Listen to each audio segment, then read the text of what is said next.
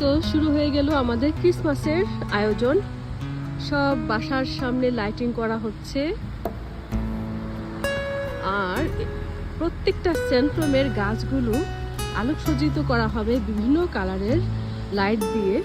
আর এই হচ্ছে আমাদের সেন্ট্রাম। সুইডেনের প্রত্যেকটা এরিয়াতে এভাবে আলোকসজ্জা করা হবে।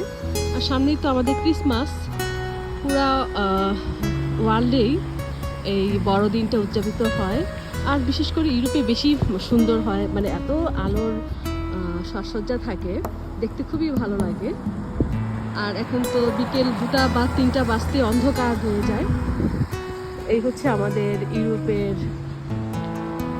সন্ধ্যা রাত। তো কেমন হয়েছে আজকের ভিডিওটা অবশ্যই জানাবেন, যে যেখান থেকে দেখছেন। তো সবাই ভালো থাকুন, সুস্থ থাকুন, আল্লাহ হাফেজ।